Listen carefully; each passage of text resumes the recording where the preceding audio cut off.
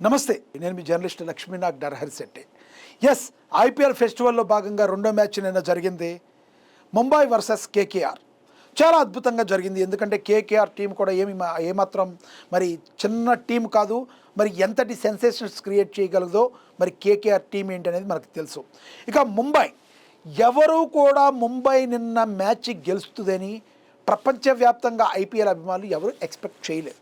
First match start అవ్వక మునుపు మాట, మ్యాచ్ స్టార్ట్ అవ్వకముందు ఈరోజు ముంబై కేకేఆర్ మ్యాచ్ ఏంట్రా బాబు అని ఏ టీ షాపుల దగ్గర ఎక్కడన్నా ఐపీఎల్ లవర్స్ గురించో క్రికెట్ లవర్స్ గురించో మాట్లాడుకునే మాట, ముంబైయా ఓడిపోద్దుగా, ముంబై ఓడిపోద్ది, కేకేఆర్ గెలుస్తుంది, డౌటే లేదు.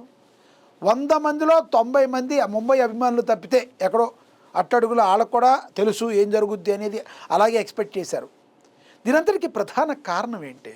దీనికి అంతటికీ ప్రధాన కారణం దాదాపు దశాబ్ద కాలంగా ముంబై ఫస్ట్ మ్యాచ్ గెలవలేదు. ఆ మాటకు వస్తే అసలు కొన్ని మ్యాచెస్ స్టార్టింగ్లో గెలవలేనియే ఎక్కువ. ఆ తర్వాత వలస పెట్టి కొట్టుకుని రావడం, కప్పులు కొడతాం, ఇవన్నీ ఓకే. ఫస్ట్ మ్యాచ్ గెలవకపోవడం అనేది ఒక సెంటిమెంట్గా వస్తుందా? ఏం జరుగుతుంది ముంబైకి? మరి అదొక రికార్డు కూడా. అరే ఫస్ట్ మ్యాచ్ ముంబై ఓడిపోతే అది అప్రతిష్ట పాలు కదా.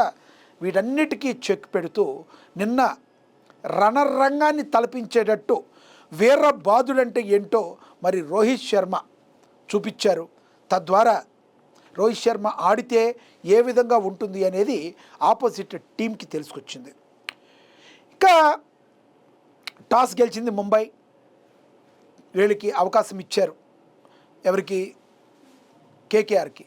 కేకేఆర్ కూడా అద్భుతంగా ఆడారు. అజింక్య రహానే కావచ్చు, మిగతా ప్లేయర్స్ అందరూ కూడా మంచిగా ఆడారు. రఘువంశీ వీళ్ళందరూ కూడా బాగా ఆడి 220 పరుగుల పై చేరుకు టార్గెట్ను పెట్టడం అయితే జరిగింది. అలా ఓకగా 11.3 ఓవర్ల పాటు 148 వరకు వికెట్ పడకుండా తొలి భాగస్వామ్యంలోనే రోహిత్ సేన చితక్కొట్టుడు స్టార్ట్ చేసింది విత్ రోహిత్ శర్మతో కలిపి. మరి అద్భుతమైన విజయాన్ని 6 వికెట్ల తేడాతో మరి ముంబై ఇండియన్స్ అద్భుతంగా విజయాన్ని సాధించింది. ఎట్టకేలకు ముంబై మొదటి మ్యాచ్ ఓడిపోతుంది అనే అప్రతిష్టకు చెక్ పెడుతూ నిన్న అద్భుతమైన విజయాన్ని అయితే అందుకుంది. ఇక స్టార్టింగ్లో ఉన్నాం, మ్యాచ్లు స్టార్టింగ్లో ఉన్నాం. ఇంకా అన్ని జట్లు ఒక్క మ్యాచ్ కూడా ఆడనే లేదు.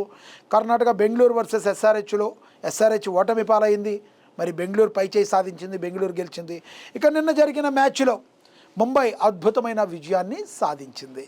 ఇక తరువాత మ్యాచ్ల్లో ఏ దేశాలు మరి ఏ ఫ్రాంచైజీలు గెలుపొందబోతున్నాయి, వీటన్నిటికీ తర్వాత కొంత క్లారిటీ వస్తుంది. ఏదేమైనా 2 నెలల సుదీర్ఘ ప్రయాణం ఈ ఐపీఎల్ ఫెస్టివల్. ఎంతోమంది క్రికెట్ లవర్స్ అందరూ కూడా ఎప్పుడెప్పుడా అని ఎదురు చూస్తూ ఉన్న ఫెస్టివల్ రానే వచ్చింది. దానిలో గడిచిన 2 మ్యాచ్లు జరిగాయి. ఇక ముంబై విషయంలో తను ఇంకా తన బ్యాట్లో ఏమాత్రం పదును తగ్గలేదు. తన భుజాలతో కొడితే బాలు బౌండరీ బయటికి వెళ్ళి పడుతుందని రోహిత్ శర్మ మరొకసారి రుజువు చేశాడు. రోహిత్ శర్మ అభిమానులందరికీ తెలుసు. రోహిత్ శర్మ అభిమానించే వాళ్ళందరూ కూడా కోకొల్లలుగా ఉంటారు. మరొక విషయం ఏంటంటే రోహిత్ శర్మ కూడా తెలుగువాడు కావడంతో తెలుగులో కూడా విపరీతమైన మన ఎస్ఆర్హెచ్తో పాటు తెలుగు 2 రాష్ట్రాల నుంచి కూడా మన తెలుగువాడు, తెలుగు మూలాల నుంచి ఉండే వ్యక్తి, ముంబైలో స్థిరపడ్డ వ్యక్తి, వాళ్ళు అందరూ కూడా వైజాగ్ వాసి కావడం వీళ్ళ తాతలు.